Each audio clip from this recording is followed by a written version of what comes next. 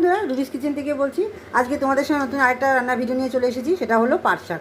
পাট শাক ভালো করে ধুয়ে বেছে কেটে আমি রেখেছি। এবার আমি পাট শাকটা রান্না করব। ফোড়নে আমি দিয়ে দিচ্ছি কালো জিরে, কাঁচা লঙ্কা, শুকনো লঙ্কা দিয়ে নিলাম। ফোড়নে নেব পেঁয়াজ দিয়ে ভালো করে নাড়িয়ে নেব। পেঁয়াজটা ভালো করে ভেজে নিচ্ছি। এবার আমি রসুনগুলো থেতে রেখেছি, ওগুলো দিয়ে নেব। আর গ্যাসের ফ্লেমটা একটু বাড়িয়ে দিলাম। রসুন যে করে রেখেছি, থেতো করে রেখেছিলাম, এগুলো দিয়ে নিলাম। ভালো করে একটু মিশিয়ে নিয়ে পাট শাকটা দিয়ে নেব। পাট শাকগুলো দিয়ে নেব। ভালো করে ভাজা হয়ে গেছে আর রসুন দেওয়াতে সুন্দর গন্ধ বেরিয়ে গেছে। পাট শাকগুলো দিয়ে নিচ্ছি। এই পাট শাকে তোমরা ঝোলও খেতে পারো, আবার পাট শাক ভাজাও খেতে পারো। ঠিক আছে, আগে থেকে একটুখানি সেদ্ধ করে নিয়ে তেলের মধ্যে ভেজে পেঁয়াজ রসুন দিয়ে শুকনো লঙ্কা দিয়ে তোমরা ভেজেও খেতে পারো। এবার আমি পাট শাকটাকে ভালো করে নাড়িয়ে দেবো। একটু জল দেবো না, জল একটু পরে দেবো, যেহেতু জল দিয়ে ধুয়েছি মজে গেছে। মতন নুন দিয়ে নেবো আর হলুদ দিয়ে নেব। এবারে আমি ভালো করে মিশিয়ে নেব। পাট শাকটা কেমন দেখো, জল জল হয়ে গেছে। আমি কিন্তু একটুকু জল দিইনি, ঠিক আছে।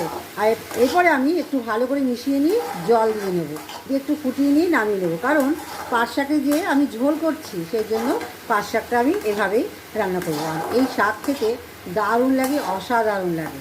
আমার এই পাট শাক রান্নাটা যদি তোমাদের ভালো লেগে থাকে, অবশ্যই লাইক কমেন্ট শেয়ার করবে, প্রচুর প্রচুর শেয়ার করবে। আর সাবস্ক্রাইব করে দিও বন্ধুরা, আমার পাশে থেকো। যেহেতু একটু ঝোল ঝোল করবো, তাই একটু পরিমাণ মতন জল দিয়ে নিচ্ছি।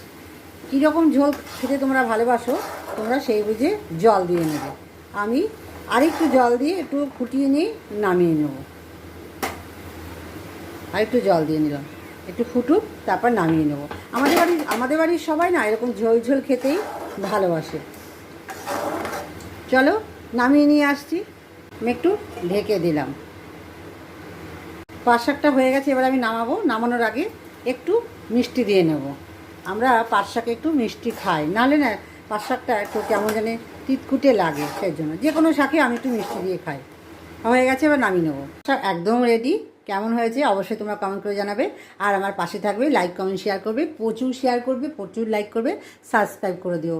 আর পাশে থাকা বেল আইকনটি অল করে দিও, না হলে আমি যে সমস্ত ভিডিও ছাড়ছি তোমাদের কাছে পৌঁছাবে না। অল করলে সব পৌঁছে যাবে। চলো আজকে এই পর্যন্ত, সবাই ভালো থাকবে, সুস্থ থাকবে। কালকে আবার একটা নতুন রান্নার ভিডিও নিয়ে চলে আসবো। টাটা।